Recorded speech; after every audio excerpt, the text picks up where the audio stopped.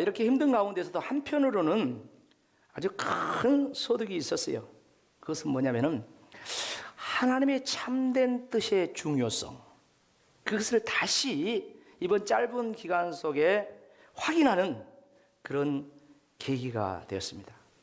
여러분, 성경에 하나님의 뜻이 얼마나 많이 나옵니까? 그런데 중요한 것은 그때 그 시간에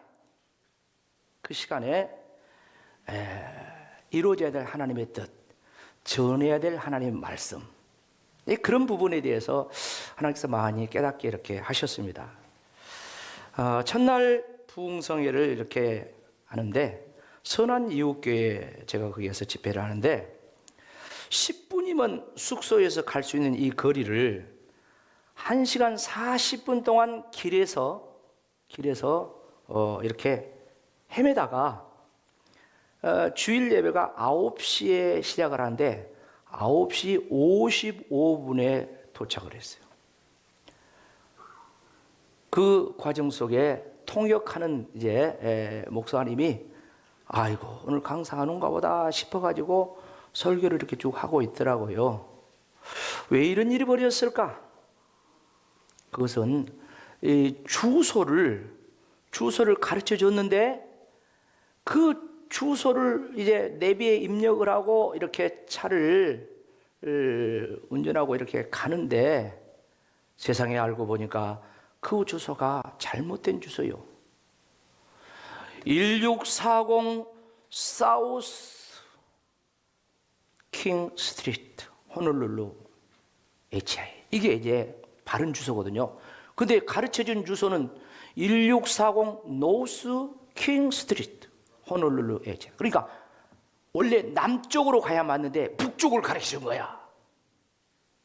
근데 이 주소를 가르쳐준 분이 누구냐면 며칠 전까지 그 교회에서 협동 목사님으로 수년 동안 함께 사역하신 분이 주소를 가르쳐 준 거예요.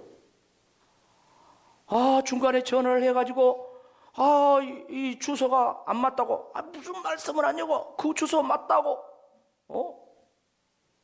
하면서 언쟁을 하고 그런 가운데 미국 사람 중간에 $50 주고 좀 이 주소 좀 찾아주라고 해가지고 그 사람이 이제 이끌고 이렇게 가는데 역시 마찬가지로 뺑글 돌다가 이제 어떻게 해서 그 교회에 전화가 연결돼가지고 보니까 이제 데리러 오라, 데리러. 그래서 그 교회 전도사님이 우리를 데리러 왔어. 데리러 와가지고 이렇게 뒤따라 가서 도착해 보니까 그렇게 되었다는 거예요. 참 난리가 아니죠. 참고로 해외 우리 교민들의 교회는 자가 성전을 가지고 있는 교회가 10% 내지 많으면 20%입니다. 10교회면 한 2교회나 자가 성전을 가지고 있고, 대부분 일화달계 대부분의 교회들은 미국 교회를 빌려 가지고 미국 교회에 예배드리지 않는 그 시간에 예배를 드리는 거예요. 미국 교회 예배가 11시입니다. 그러니까 아무리 시간을 많이 사용해도 9시부터 10시 반까지 사용하고 나가야 되는 거예요. 15분까지 해야 된다고 하더라고요. 세상에 이제 설교를 그 통역한 목사님이 하고 계시니까 이제 한 5분 정도 더 설교 마무리 되더라고요. 그래서 이제 담임 목사님이 이제 저를 이렇게 소개를 하니까 앞에 나갔죠. 나가가지고 이야기했어요. 죄송하다고. 주소를 잘못 이렇게 찾아가지고 이렇게 오다 보니까 이렇게 늦었다고 하면서 그 순간에 말씀이 생각나는 거예요. 그래서 2, 3분 짧은 시간에 인사하는데 이렇게 이야기했습니다. 여러분, 세상의 주소는 좀 이렇게 틀려가지고 좀 고생하고 어떻게 찾아가면은 좀 됩니다.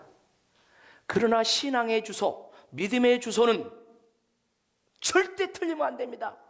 만일에 이게 틀려버린다고 하면은 그 결과는 지옥이요 영원한 멸망입니다. 다시 돌이킬 수가 없습니다. 성경은 천국 가는 내비게이션입니다. 우리 모두 하나님의 말씀을 그대로 믿고 할렐루야. 하나님의 말씀을 그대로 믿고 하나님의 말씀을 순종하면서 우리가 나그네 인생길 천국 여정 도착할 때까지 가야 되지 않겠습니까? 하면서 한 2, 3분 이야기하고 그리고 드린 헌금 축복 기도하고 축도하고 예배를 마쳤습니다. 예수님이 그런 이야기를 하는 거예요. 나를 믿는 자는 영원히 목마르지 아니라. 여러분 모든 인생은 목마름 속에 살고 있습니다. 여러분 목마름 없습니까?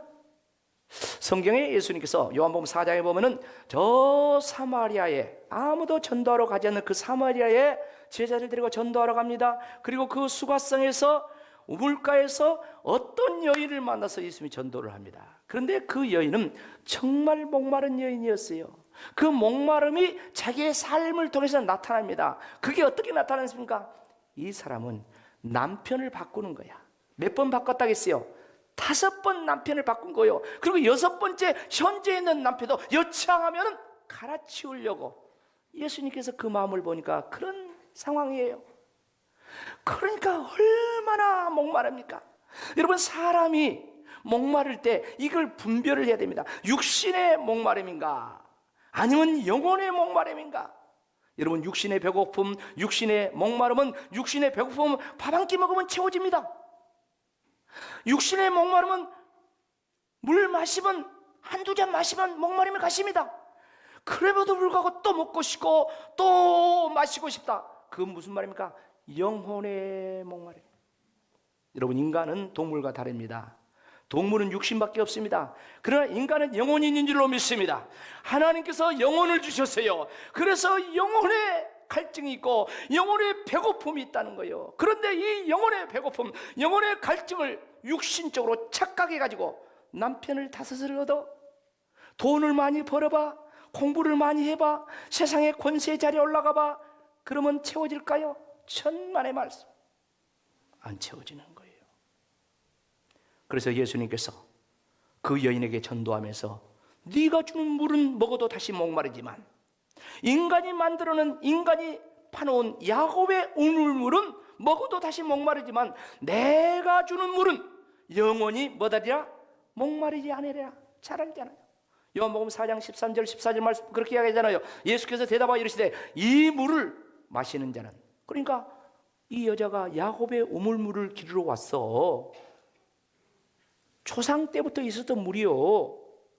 그런데 그 물은 먹어도 목마르지만, 다 같이 14절 크게 읽읍시다. 내가 주는 물을 마시는 자는 영원히 목마르지 아니하리니 내가 주는 물은 그 속에서 영생하도록 솟아나는 샘물이 되리라.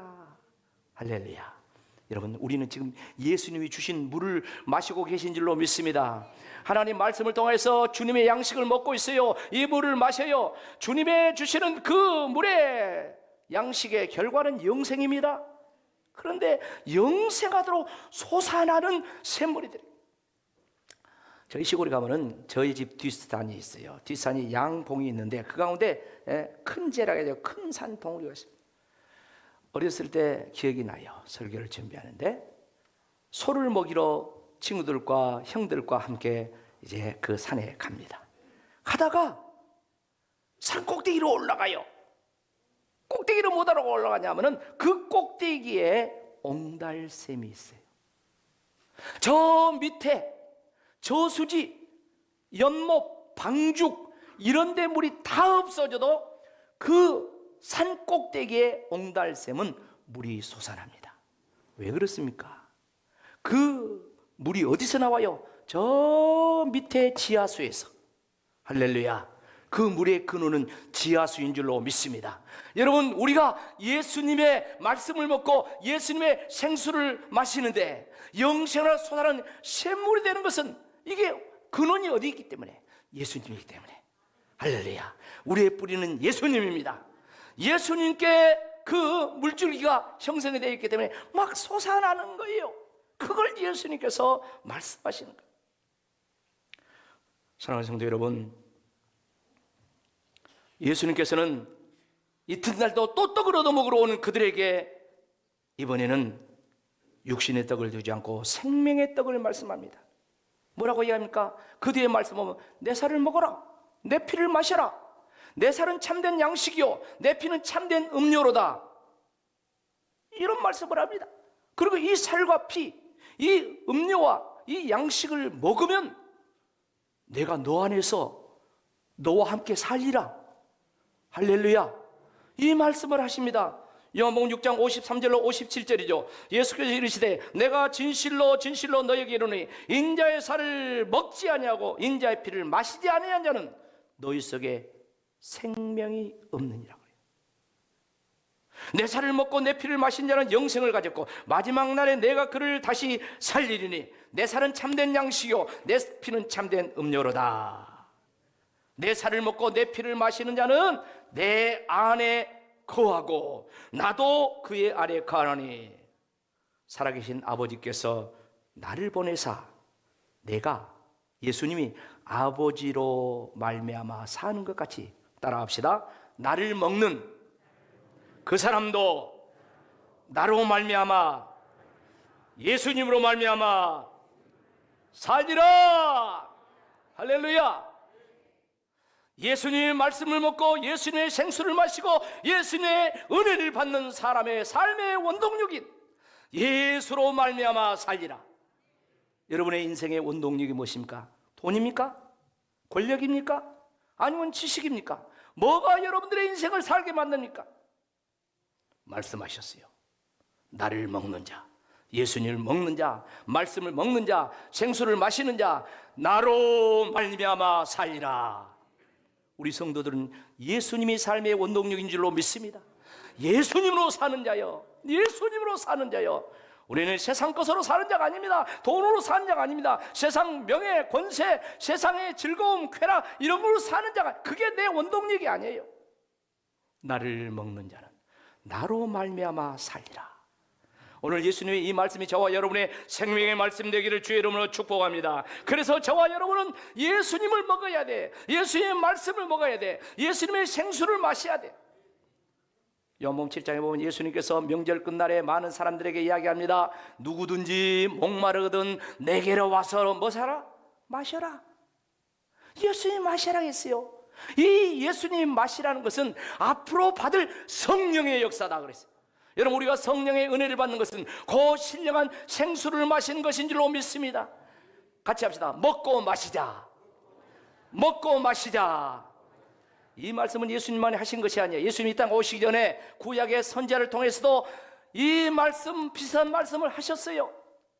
에스겔이라는 선지자를 예수님께서, 하나님께서 부르셔가지고 그 선지자에게 하는 말씀, 에스겔서 2장 8절 말씀은 이렇게 말씀합니다. 너 인자야, 내가 내게 이르는 말을 듣고 그 패역한 족속까지 뭐하지 말고, 듣고 패역하지 말고 내 입을 벌리고 내가 내게 주는 것을 뭐하라? 먹으라. 자, 하나님께서 주는 것을 먹으라. 듣고 패역하지 말고. 그 다음에 말씀을 보면 에스겔서 3장 2절 3절을 보면 그게 뭐냐? 내가 입을 벌리니 그가 두루마기를 내게 먹이라. 두루마기가 뭡니까? 하나님의 말씀이 두루마리인 줄로 믿습니다. 그 다음에 3절 다 같이 읽어봅시다. 내게 이르되 인자야, 내가 내게 주는 이 두루마리를 내 배에 넣으며 내 창자에 채우라 하시기에 내가 먹으니 그것이 내 입에 달기가 뭐 같더라? 꿀 같더라. 두루마리는 하나님의 말씀입니다. 사랑하는 성도 여러분, 시편 119편에 보면 말씀장이요, 거기도 보면은 하나님의 말씀이 어찌 그리 단지요 꿀송이보다 더 달다겠습니다. 여러분, 지금 말씀한 것처럼 하나님의 말씀을 지금 받고 계신데 여러분 말씀을 받을 때 꿀송이처럼 단맛을 느낍니까?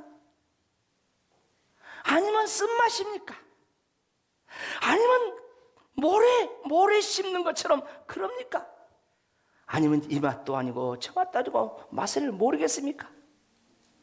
여러분은 하나님 말씀을 받을 때 어떤 맛을 느끼고 있습니까? 하나님께서 말씀한 정답은 꿀송이보다도 더 단 것이 하나님의 말씀인 줄로 믿습니다. 사랑하는 성도 여러분, 우리는 하나님의 참뜻을 깨닫고 믿고 순종해야 올바른 신앙인이 될 수가 있는 줄로 믿습니다. 이번 하와이 부흥 집회 첫날에 깨달은 은혜가 실수로 인한 하나님의 참 뜻을 알게 되었어요. 분명히 실수죠. 첫날 부흥성에 이제 강사가 지각을 하다 보니까 저는 저대로 제가 잘못했습니다. 제가 먼저 아무리 시차가 어쩌고 저쩌고 해도 현장 답사도 하고 이렇게 했어야 하는데 제가 잘못했습니다. 그런가 하면 본교회 목사님은 뭐라 합니까? 자신이 잘못했다. 내가 사람을 보내서 강사님을 모셔와야 되는데 내가 잘못했다. 그런가 하면 그 성회를 이제 몇 군데 이렇게 하기 때문에 거기 이렇게 인도하신 그 목사님은 또 뭡니까? 자기가 잘못이라. 얼마나 속이 탔는데 이런 일은 한 번도 없었는데 이런 일이 벌었다면서 그냥 제가 그분 차를 타고 왔는데 물을 그 2병이나 막 마신 거예요. 속이 타니까 물을 마시는 거야. 그렇게 전부 다 우리 잘못이다고 그러고 있을 때 기도가 되더라고요. 하나님, 어느 것 하나도 인간이 실수로 끝나지 않는데 이렇게 된 것은 무슨 의미가 있습니까? 그 단순한 실수, 해프닝입니까? 아니면 이 가운데 실수를 통해서 주시고자 한 하나님의 참 뜻이 따로 있습니까? 계속 기도를 하는 거예요. 이제 오전 9시에서 그 집회는 이제 물 건너 갔고 그렇게 해서 끝났어요. 끝나고 이제 이른 점심을 먹고 다른 교회에서 1시에 집회를 하는 그 교회, 거긴 다른 분이 이제 집회를 해요. 설교를 하시는데 거기에 참석해서 이제 은혜를 받아야겠다 하고 그곳에 이제 가서 예배를 드리는 거예요. 근데 예배를 드리는 거 은혜 받는 중에 하나님이 감동을 하시는 거예요. 뭐냐? 분명히 실수 같지만은 그 협동 목사님이 10여 년 목회를 했는데 그 주소 모르겠어요? 사우스, 남쪽을 북쪽으로 가르쳐 그런 일이 있을 수가 있겠습니까? 그걸 통해서 오늘 설교할 설교를 월요일 날 설교하는 것이 하나님의 뜻이다. 그런 감동이 왔어요. 여러분, 설교에는 3가지 유형이 있습니다. 첫째 유형은 뭐냐면 성도들이 듣고 싶은 설교가 있죠. 신년 축복 성회니까 성도들은 당연히 축복의 말씀을 듣고 축복을 받고 싶죠. 두 번째는 설교자가 하고 싶은 설교가 있습니다. 성도들의 요구에 부응하는 설교. 그런가 하면 성도들을 이제 잘 가르쳐야 되겠다 하는 그런 의미의 설교를 준비합니다. 그런가 하면 세 번째는 뭡니까? 하나님께서 전하기를 원하시는 말씀이 있어요. 하나님께서. 물론 기도하면서 설교 준비를 다 이렇게 요청받고 했지요. 그런데 출국 하루 전날 새벽기도 나오기 전에 비몽사몽간에 하나님께서 주신 그 감동이 있었어요. 그 말씀을 다시 정리를 했어요. 그리고 설교를 바꿨어요. 그리고 그걸 가서 이제 첫 시간에 증거해야 되겠다 이렇게 마음먹고 있었는데 그렇게 돼버린 거예요. 그렇게. 그런데 하나님께서 이 말씀은 네 생각대로 주일날만 해버리면 그 교회 목사님하고 그리고 그 교회 성도들만 듣고 끝난다. 그러나 하나님의 생각은 그게 아니라 그 말씀을 월요일날 전하면서 월요일날은 다들 이제 온다게 월요일날 자기들 집회가 없으니까 제 집회 참사. 근데 저는 알죠. 저분들이 그냥 오는 것이 아니라 하나님께서 그분들에게 말씀. 한국에서 4명 갔어요. 4분들이 다 참석해요. 사모님들도 다 참석해요. 그리고 현지에 이제 선교사님들, 목사님들 이분들이 부부간에 다 이렇게 참석해요. 그리고 성도들이 참석하는 거예요. 그래서 다 이 말씀을 듣기를 원하는 것이 하나님의 뜻이다 하는 그것을 깨닫게 된 거예요. 그러면서 얼마나 마음이 편한지 그래서 가서 시간 돼가지고 거기서 말씀을 전했습니다. 결과는 요새 말로 젊은 사람들 말로 대박이었습니다. 하나님께서 놀랍게 역사하셨습니다. 놀랍게 역사하시는데요. 그 이후에 어떤 일이 벌어졌냐 하면은 간단히 말해서 내년에 와서 다시 붕괴를 해주라는 거예요.